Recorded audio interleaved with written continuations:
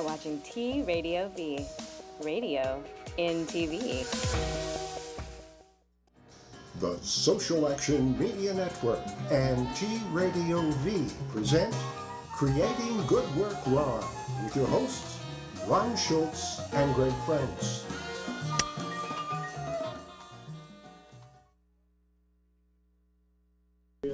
Dedicated to bringing you the finest in social innovators and social entrepreneurs who are all hard at work trying to solve the many social problems we have in front of us. I'm Ron Schultz. And I'm Greg Franks. And we've got a brilliant show for you today, if I do say so myself. And but when we're talking to these folks who are doing this kind of good work, you know, it's hard to not have a brilliant show. It's really exciting to be here. So our first guest today is Dominque Hargraves, who is the executive director of the USGBC, which stands for Green Business Council here in LA. She's the LA chapter head. And Dominque is one of the great things that Dominque has done in terms of her tenure with the Green Business Council here in LA. Is she's doubled the size of this organization, which is always great for an executive director to come in and be able to show that kind of progress to her folks. I also want to just take a moment and kind of point out the fact that this is really a wonderful organization.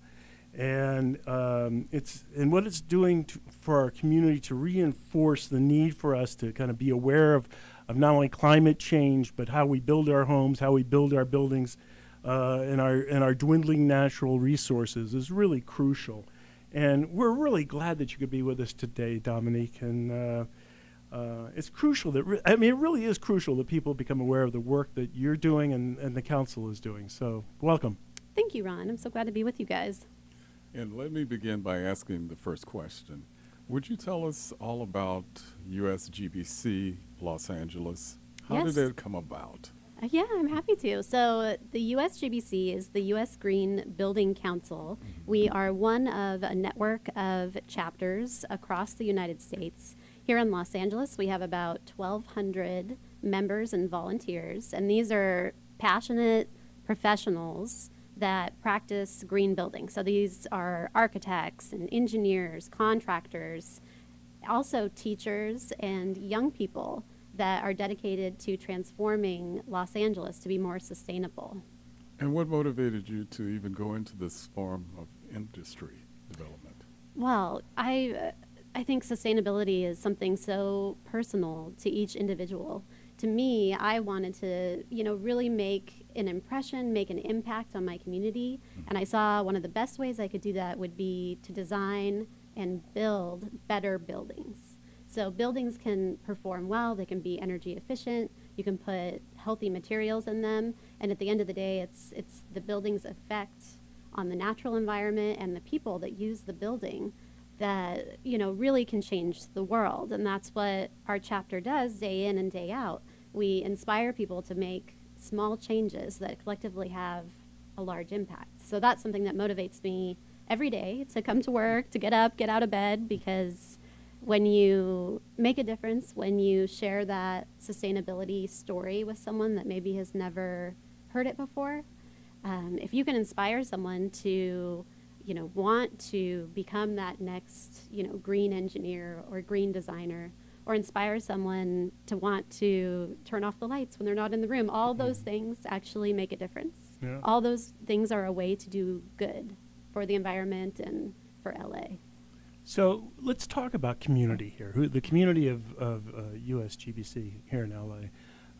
Who are you addressing, and how? I mean, you've got this massive city, that's spread out from the mountains to the sea, right? How do you address all the needs of this kind of varied location with all these different folks living here?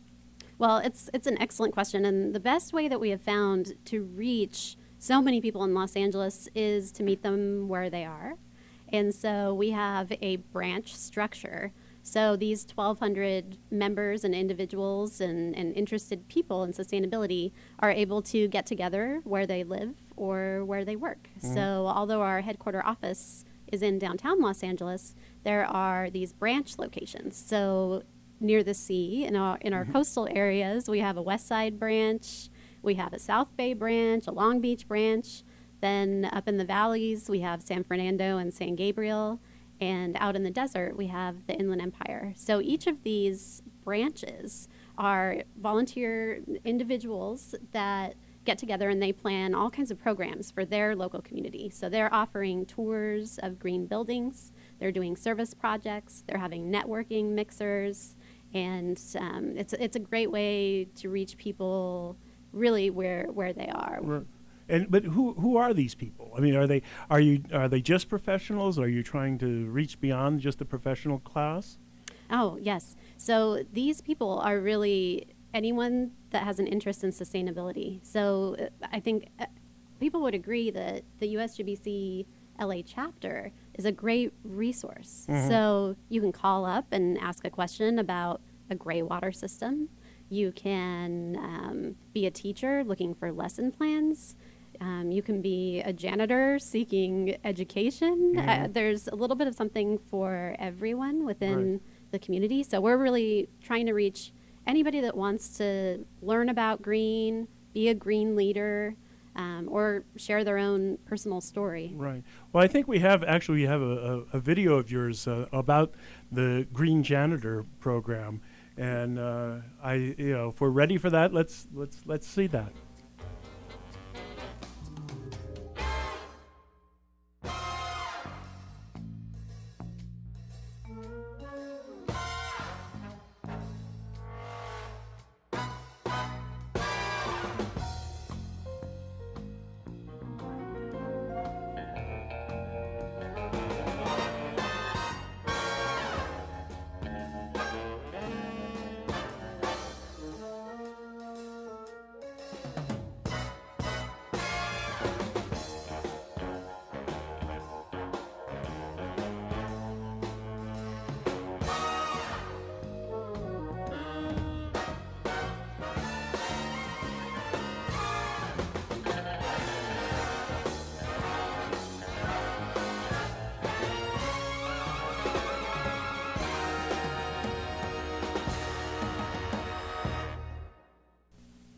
Well, so tell us a little bit about that program. And we just saw this video about it. What goes on? What are you trying to do here? What we are trying to do is really reach a population within the building that has the ability to really affect change for energy efficiency and water conservation, but is traditionally completely left out. No one thanks their janitor. People are sometimes not even seen. They may even feel invisible because they work at night, or even if they're working during the daytime, they may not be acknowledged. Right. And so there are quite a number of janitors within the Los Angeles area, and this pilot program reached 126 of them in its first year. We've now doubled that in its size. And what we do is come to their place of work, and on their breaks and on their own time, they are able to participate in this class. So the class is taught in Spanish, which is their native language, and they learn hands-on energy efficiency through like a scavenger hunt. Right. So there's an exercise where they look around and they find out which tenants have things plugged in that are not in use, which tenants are putting their lunch garbage in the recycling bin, all these little things. Right. And so through this, the janitors are empowered to really have a place at the sustainability table, which in the past has only really had a seat if you were the owner or the property manager or supervisor, but now they feel empowered with this knowledge. And this is the trick with sustainability. The trick is it is not siloed. So when you learn about sustainability and new practices, you take it home with you. You share it with other people. And that's a really powerful Yeah, idea. it's great. It's great. I want to get to a couple of your other programs that you're doing. We're actually moving towards our first break here, but I'd love to talk about the Build Smart trailer because we have a picture of that to show folks. I'd also like to talk about the Women in Green building, if possible. And I think that we're gonna learn a little bit more about the EcoMap LA in just a second. But why don't we? I think we've got enough time we got about a minute here, and maybe we can just begin with the Build Smart trailer, if you can, and just explain that quickly to us. This Build Smart trailer, it is a 14-foot big sustainable technology toy. So we take it to schools, we take it to fairs, we take it to the park, we take it to the mall, and people come inside and they learn about 50 different products and strategies that can make their home more sustainable. Right. Oh, that's great. And we all saw the picture of it up there while we were talking. That's just great. Well, listen, we're going to take a brief break here, and then we'll come back and we can talk a little bit more about some of your other programs and some of the programs that are also dealing with moving out into the community. So this is Creating Good Work Live, and we'll be right back.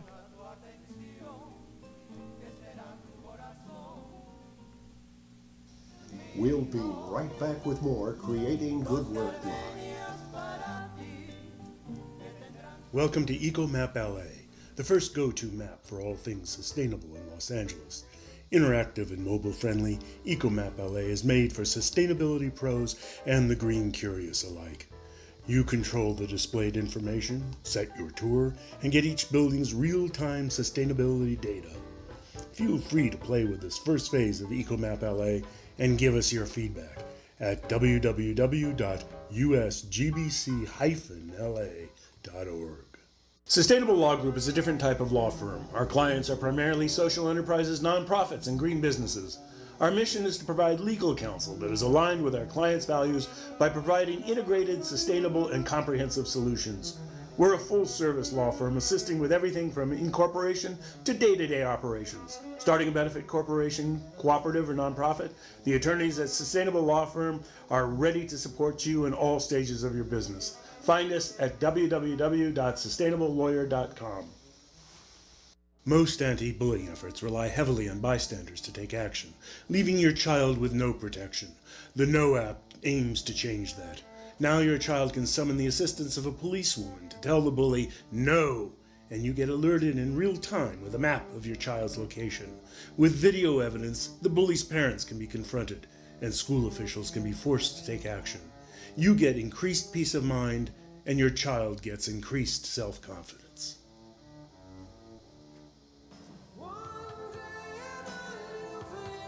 Welcome back to Creating Good Work Live on T Radio V. And welcome back, Dominique. And at this time, I'll ask you something very simple, but I'm really curious about it. Tell us about the Green Apple Day event, the service. Absolutely. The Green Apple Day is my favorite day of the year. It's the last Saturday in September. It's an annual event. And what we do is we help plan and also fund school improvement projects around Los Angeles. So these take all shapes and forms. We will go in and we'll help revitalize a school garden. We'll help to do an energy audit or to install rain barrels at a school. Whatever the school puts forth as their deepest wish is what we want to help them to do. And so this is a great way for people to give back to, the education system and improve, the places where a quarter of us go every day. And I really love this program. And each year we've been able to support over 50 schools throughout Los Angeles to make these improvements. May I ask you a quick question then? How can schools sign up to be part of this? You can sign up online at USGBC-LA.org. And the Green Apple Day of Service page has information, resources, and guides to help plan these projects and get involved. So, Dominique, I'm really curious here. I want to go back to this notion of that this is not just a professional organization, and find out a little bit more about how you engage with the city of Los Angeles, as well as, say, other nonprofits and the larger community, what you're offering to them as well. Absolutely. So, talking about the city of Los Angeles, we have been involved in the creation and then adoption of the Sustainable City Plan. So that debuted in April 2015. The first year report just came out, and we were happy to have been featured in that report. So we adopted the plan in 2 areas, one of which was workforce development, and we have pledged to train 800 janitors within the city with our janitor education program that we took a look at. We've also pledged an activity around building resilience, which has to do with creating a guide for building owners and managers on how to engage with their community in the face of all the shocks and stressors that we have here, which is a lot. We have a drought, we have earthquakes, we have many things that we struggle with as a community. And so those 2 areas are of particular interest with the city. Right. With other nonprofits, I'm really excited to tell you about this program. We are building a legacy project. This is in partnership with T for T, which is Trash for Teaching. That's their old name. And it's in the city of Gardena. And what it is it's an ecotech makerspace. Young people have access to this space that normally would not be able to have tools and technologies that are being put here. So we're establishing a 3D printer, 15 laptops in there, AutoCAD and Tinkercad. Yeah. So these young people from Gardena visit the space. They're given a problem to solve, like build an eco car. Here's a box of stuff. And then they have to figure it out. Trial and error, building models, et cetera, working together, problem solving. We're really excited to debut this project. Yeah, it sounds very cool. Tell us about your Green Build event and who should attend. Absolutely. Greenbuild is the first week of October. It's at the LA Convention Center. It is the International Greenbuild Conference and Expo, so we expect 20,000 visitors, many who will come from China, Japan, Canada, Brazil, and of course right here at home. And those that should attend are those who really want to be inspired by over 200 sessions that are featuring the most cutting edge green building and design information and theories. We have over 400 exhibitors showing the most innovative technologies that you can use on your project. We'll have over 25 tours of green buildings in the Los Angeles area that people can enjoy and find out about what the real LA really looks like. And it's a wonderful, inspiring, community building event with a lasting impact. Wow, this sounds very cool for LA. Very cool. Yeah. So, are you looking for volunteers? Are you looking for people who can help you with this? We would love volunteers. We have about 250 people dedicating over 5,000 hours to organize this event.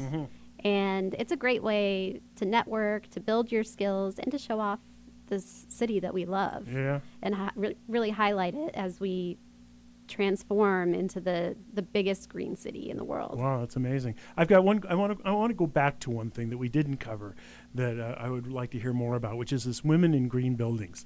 It has an interesting ring to it. I'm wondering if you're actually placing women in these buildings, or if there's something else involved in this process. So the Women in Green is a leadership and networking group of over 150 women here in Los Angeles that work in the green building arena. And so many of these jobs are traditionally held by men, and so it can be difficult as a woman working with teams that are majority masculine to feel comfortable in your feminine leadership style and to be authentic to that.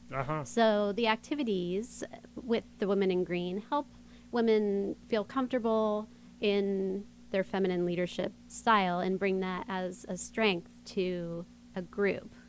And it's been really a wonderful program, and I've seen young women really develop a confidence and a way to work well with teams, all kinds of diverse teams Right. and diverse communities. That's very cool. As a father of 2 daughters, this notion of women stepping up and gaining that confidence in the world is really important, and at least from my perspective, and not just because I have 2 daughters. But there's one other program too that we saw briefly in the ad that we put out, which is the EcoMap LA. I'd love to hear a little bit more about that. Absolutely. The EcoMap LA is such a fun tool. Whether you're an Angelino or whether you're a visitor, you can load it. You can do a search to find iconic places in Los Angeles and then read about why they're sustainable or how they're sustainable. You can create your own tour circuit, and then the app will also let you figure out how to get from one place to the other. And so it's really a go-to to find green businesses that you want to support, sustainable places that you want to see, historic landmarks in Los Angeles, and places that really give the city great character. It's easy, it's intuitive, it's free. So we have a lot of people having fun, testing out tour routes. And where do they find it? It is right on our homepage. Okay, so you can download it right from there. Yep. Very cool. So are there organizations in LA, the other green organizations that you guys are aligned with, or are you working with closely with? Yes, absolutely. As we mentioned, the Green Build effort, we selected 25 other partner organizations that are hard at work with us, because we need, all hands on deck to make this event the biggest and best it can be. And so we are proud to partner with the AIA, IFMA, IREM. I can throw out a lot of acronyms here. Those are acronyms. Can you translate some of them? Yeah, we could just go on and on with these letters. But we have a strong environmental coalition here in LA, and we're proud to support many of them in their work, whether they be working in the natural environment and preservation of that, or in the built environment as we are. That's fabulous. Well, I think that closes it up for us. Well, not today. quite. Let's maybe you can. Yeah, maybe we can find out from who you want to reach, who you would like to get engaged in this process. Well, really, I think we want to reach the next generation, the young people, because they are coming into a world that is difficult, and we have challenging environmental times, and turbulence in politics, and many things for them to be concerned about. But we also have really interesting technologies and tools, and we really have an amazing brain power out there that young people should and can care about preserving the planet. We ask them to make an eco pledge when we go visit them with our Build Smart trailer. We've collected over 1,000 pledges this year about what each of them is going to do to save the planet, and some of them are really beautiful. Some of them are quite simple, such as I'm going to eat less meat and more vegetables, and then some of them are very complex, thinking about their own transportation to and from school. They're going to try to carpool and make a difference in that way. So if we can, inspire the next generation of young people to be these designers and problem solvers, then I think we've done a good job. Yeah, good. Well, we thank you for joining us today and bringing such wonderful information. And we look forward to you coming again to give us advancements as to the progress of the organization and the work that you're engaged in. So thank you again, Dominique. And so let's repeat your website again. It's USGBC-LA.org. That's great. So our guest today has been Dominque Hargraves from the Green Business Council LA, the U.S. Green Business Council LA. And we're going to take a short break, and we'll be right back with Tina Hovsepian from Cardborigami.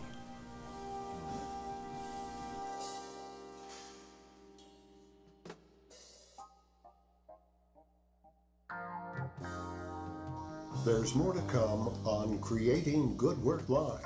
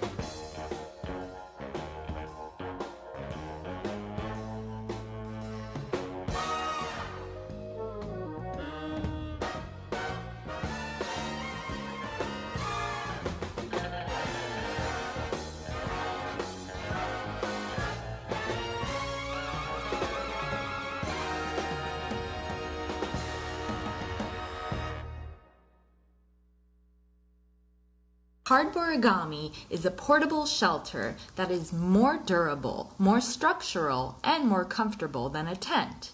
But the main advantage is that it has no assembly required to open it up and quickly use it as a shelter.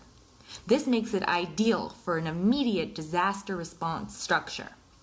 However, it can also be used for recreational purposes such as camping, a kid's toy, or a shade structure on the beach. And we do sell these structures in order to fund our mission to help provide privacy and protection from the elements to those who don't have it. I realized that Los Angeles is the homeless capital of the U.S., and I decided I wanted to do something to change that. Recently, with grants from the Annenberg Foundation and from Toyota, we've been able to implement a program we call Youth Employment, where we hire local homeless youth in Los Angeles to do the initial construction of Cardborigami structures. My vision for the future of Cardborigami is to be the #1 disaster response organization to efficiently provide shelter to people after any type of disaster. And now here's Ron and Greg. All right. Well, we're back, and I want to correct one thing. It's the U.S. Green Building Council, L.A. I was saying Business Council. It's the Building Council.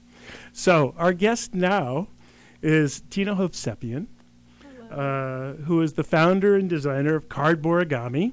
And when I first met Tina at a major pitch competition, which I had to admit I found rather vulgar in the way it was put together, because it kind of made this razzle-dazzle promotion of people doing really good work. And it was clear that there was really something special in the work that Tina was doing. And it was kind of lost in all this all these people trying to outperform doing good work. Well, I've never been one to not have an opinion. But anyway, in 2007, she designed and built a prototype of a temporary shelter made entirely out of Cardborigami. And since then, Tina has successfully launched her nonprofit with the shelter product as its centerfold, and raised over $1.3 million in funds and in-kind services, which is extraordinary. And Tina was honored as a 2015 Mother of Innovation by Toyota, which I was happy to attend, and it was a real exciting event. And then she went and presented with Tina Brown at the Women in the World Summit, which is really wonderful too. So we are really pleased to have you with us today, Tina. Thanks, Ron. So what we want to find out first is your inspiration. Sure. So, as you said, in 2007 is when I initially made the first design of Cardborigami. And my inspiration really started after I studied abroad in Southeast Asia. And it was my first time during that trip really witnessing firsthand third world poverty. And that was in countries like Cambodia and Vietnam and Malaysia. But it really changed my perspective on what I want to do with my career as an architect. And this was during school while I was at the USC School of Architecture. And as soon as I returned from my trip, I had this wonderful opportunity to do an open-ended studio project. And that was when I decided that because LA is the homeless capital of the US, and that's where I was born and raised, I was like, why do we have this situation when we have so much wealth in America? Why don't we do something about it? So I said personally that I wanted to do something, and that was when I designed the first prototype of Cardborigami. And that was your motivation? Yeah, to help the local homeless community. To be an architect? Or did you have a different intention when you pursued becoming an architect? Well, it wasn't very clear before, like why I decided to do architecture was because I like design. Mm-hmm. But after my trip was when I made the decision that I wanted to use it for social good. And I think there are a lot of people who are glad you did, Tina, because what you've designed is really quite extraordinary. So it might be great for you to tell us about this product and what the advantages of this structure are over, say, a tent, for example. Sure. So the product, the Cardborigami, is very similar to a tent, and people very often compare it. But really the main advantage is that there's no assembly required. And so that's a big deal, especially in disaster situations. After a natural disaster, you want something that's immediate with no assembly required, and this is what that provides. And it provides a floor, a roof, and doors with windows that all kind of fold, open and close together, so that there's really no assembly. But in addition to that, the structure itself is more sturdy than a tent, and it resists impact loads and wind loads much better than a tent would. So you kind of feel more secure inside, as well as it's insulated because Cardborigami has a natural kind of air gap in between the material. So that means it's warmer inside when it's cold outside, and vice versa. And how does it help the local community? So currently we're working on a project that we call Youth Employment, and we're hiring local homeless youth that do the initial construction of the shelters. And that way we're offering like a temporary internship that's paid, as well as kind of financial advice or something to put on your resume as verifiable work experience. And that way people can go on to get like a stable job with us as a reference. Meanwhile, they're making these shelters that are produced locally in LA, and they're recycled and recyclable, and then those go on to be used for disaster response or preparedness. So Tina, how about it with the homeless community? You have a program that is really more than just providing shelter for homeless folks. So I wonder if you could, Sure. So we have another program called Transition Me, and there's a misconception usually when people see the product and hear homelessness, they think, oh, we're going to hand out these things on the street, and that's not going to help. And that's not what we do. And so to be very clear, we want to help people, even if it's just one person at a time, get off of the street and back into society with a permanent house and a job and all of the services that they may need. So in our Transition Me program, the first step is to get a Cardborigami. However, it's not necessarily to be used on the streets. We partner with organizations where people can safely use them in a facility. And then we offer services as step 2, permanent housing placement as step 3, and job placement as step 4. Yeah, they're really beautiful constructions, and they've kind of gone through a number of iterations, haven't they? Have you the colored version that is that the one you're using now? Well, yeah. Well, the colored options, those are customizable, kind of. So basically, someone that gets a shelter can customize it and make it even more personalized as their own, and that's an example of it. But the versions we do have are the very large community-sized shelter for disasters, and the smaller, more individual scale for either urban homeless use or as well as disasters. Yeah, and what the thing, if I recall correctly, the cost of these is also quite significantly lower than, say, a tent or something like that, isn't it?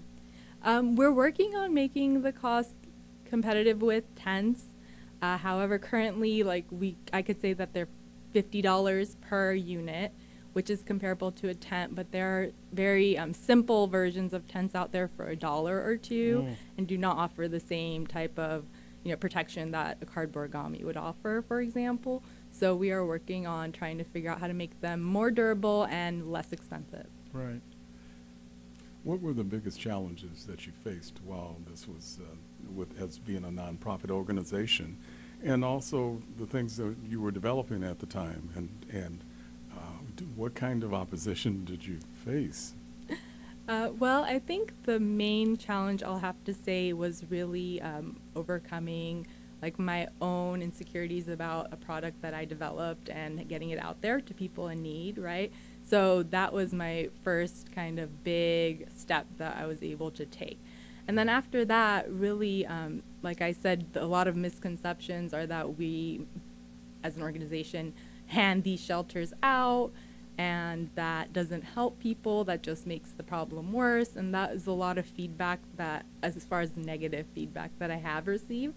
However, the overwhelmingly positive support and feedback is much more, the type of people that understand what we're doing and the intent behind it and the programs that we've designed that really trumps the negative feedback that we've received. So those are some kind of roadblocks, if you want to call it, but we're working on working with organizations that are innovative and open-minded to implement new programs like ours. So talk to me about about your business. As it's always interesting to me that how you're able to sustain your own operations. So talk a little bit about how Cardborigami is going about its own business process, and from a business standpoint in terms of how you intend to support it. Sure. So I think as a business model, our motto is to keep all costs really low, and so. For example, the organization is run by all volunteer staff. I personally do not get paid, neither do any of the volunteers that are helping, including the board members, advisory board members, and volunteers and interns. So that's kind of really been a big help because everyone believes in the idea and what we're doing, right? And so the second thing is really getting those people, again, that are open-minded and innovative to partner with us and sponsor, certain programs or make certain kind of donations, in-kind donations especially have been a big part of what has helped our business to grow. But as far as another interesting way of funding our programs, we actually sell the Cardborigami structures because people love them, right? Like you said, they're good looking, I guess. They look cool, and they open and close, so you can use it for like your kids or on the beach. So people have actually been purchasing shelters from us at a markup rate to help fund our homeless aid efforts and our disaster relief efforts. Very cool. Well, I think we're about to see a short video about what the structure looks like, and also what happened in Nepal and what was going on there. Great. And so we can just take a break now, then I think during that break we'll be able to see that video.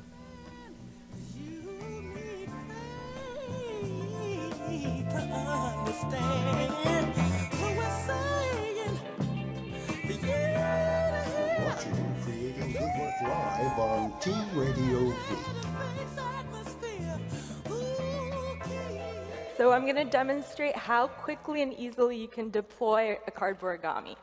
You literally just pull it from both ends, and then as you can see, there's a roof, there's a floor, and there are doors with windows that are all connected, and they can open and close together to provide immediate shelter and privacy for anyone who needs it. Here we go. That's excellent.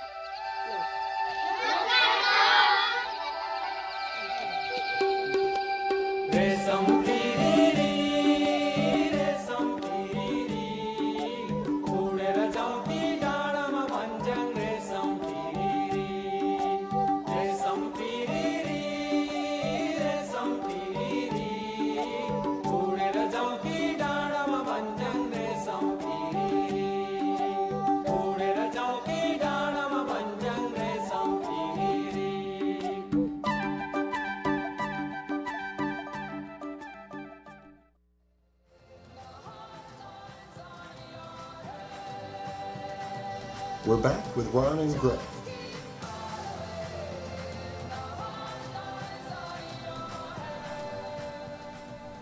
And here we are. Sir. Yes. Question. How does your profession or your career work with Cardborigami and your career with architects? Do they conflict with each other, or how's that working for you? Actually, it's a complementary kind of scenario. Essentially, the mission to provide shelter, which is what we do with Cardborigami, aligns very well with architecture, right? So we create space and we design space for people to inhabit. And so it's something that is always supported by, any firm that I'm working at, which is really great. And also I've been, on exhibit, for example, at places like Dwell on Design, which is a big design conference.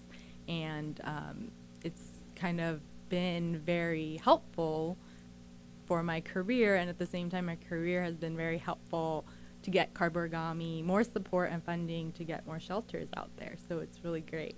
So why don't you give a shout out to some of those firms that you've been working with who have been so supportive? I know there have been a number of them. Sure. So when we first launched officially, Callison was a big support. We did a huge build event there, and they did a matching program where if anyone donated, they would match the proceeds.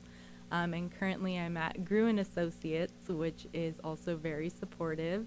And I currently gave a talk at an AIA LA event, which I know we've been talking about AIA. It's the American Institute of Architects. Oh, yeah. And we talked about homelessness because, as everyone should know, homelessness is on the rise in LA, and it's getting to a crisis point. Yeah. So we're trying to figure out, different ways to do things to solve this Right. problem. And what are the numbers right now? Wasn't there a recent census? Yeah, the homeless count just came out, and in LA City, it's like over 20,000, and in LA County, we're up to like over 50. And yeah, I've been doing this it's been 3 counts, which happen every 2 years, Mm-hmm. and it always seems to be the similar number. So Yeah. I'm not sure what we're doing to really make an impact, and Right. that's why we're having this conference to discuss that. And I was interjecting with, hey, we can do alternative solutions in the meanwhile Right. until we can build permanent housing. Are these conferences including folks from the homeless community to talk about what they want, or is it a bunch of people who want to do policy about homelessness? Well, actually, I know that the intention was to include people that have experienced homelessness. However, I attended and I did not hear any input from that end. And so Cardborigami as an organization, we always like to go out and really talk to people and understand what the needs are. And that was the basis for a lot of our programs, which is how we understood that handouts don't help. People do want to, if they can, they want to have a job and they want to be able to contribute to their own livelihood. And so that's how we developed certain programs to do that in a kind of graduated manner. Right. So what do you need? What do you need to take this work at Cardborigami to the next level? So for LA, we would love to have partnerships with local homeless aid organizations.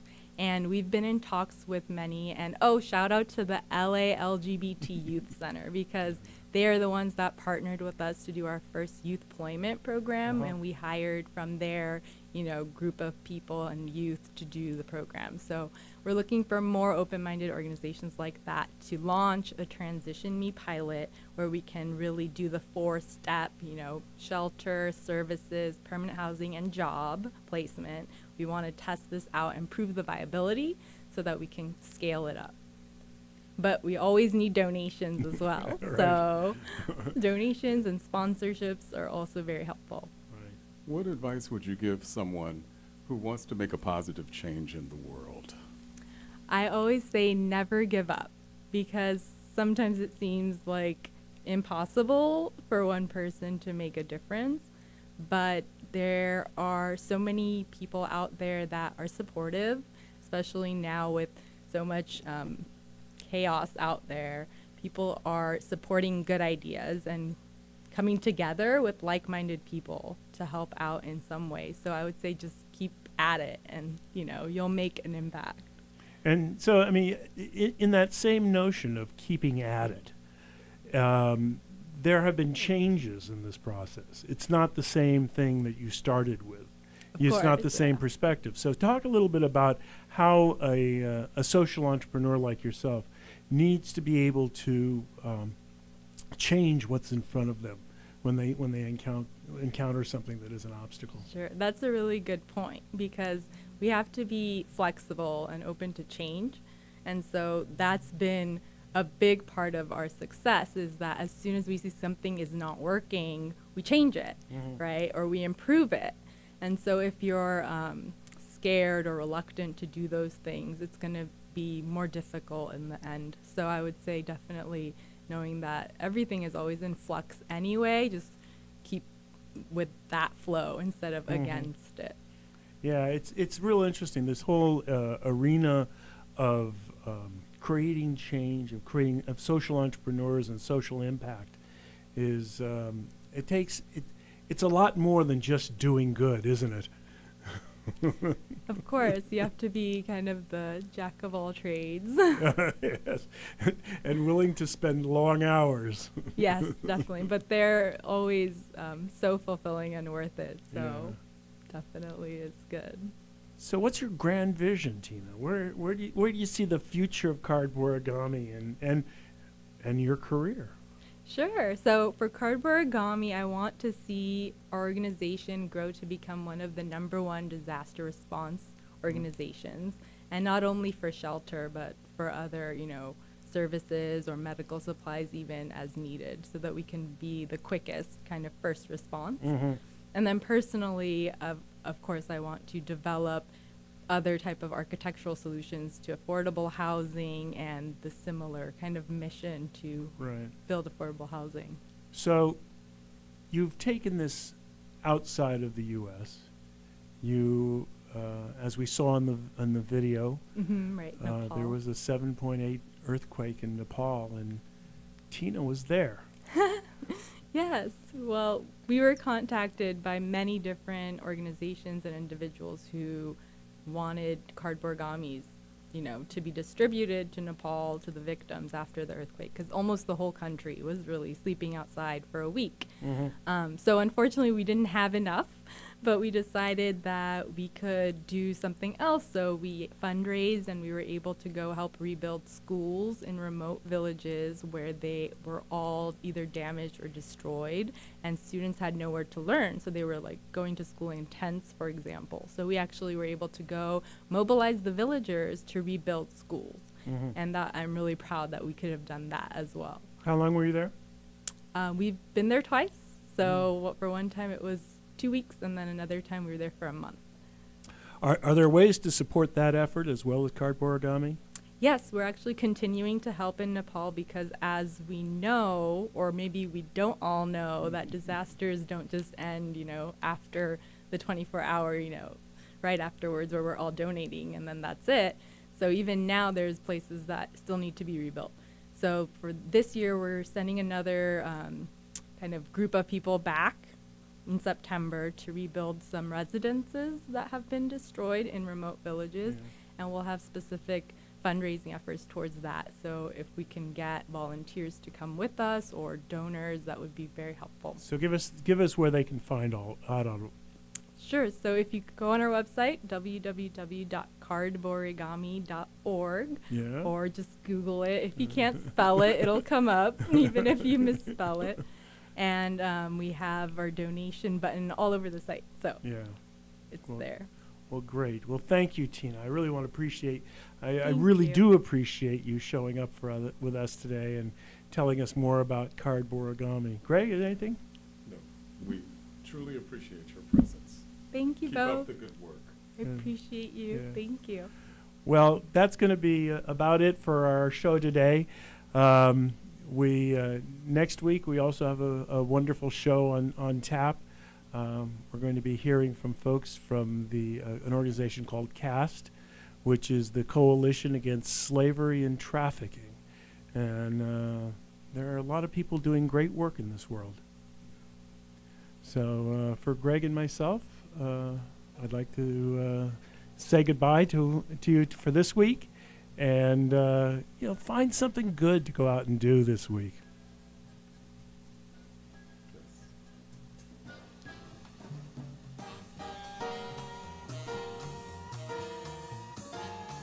Creating Good Work Live is a production of the Social Action Media Network on T Radio V.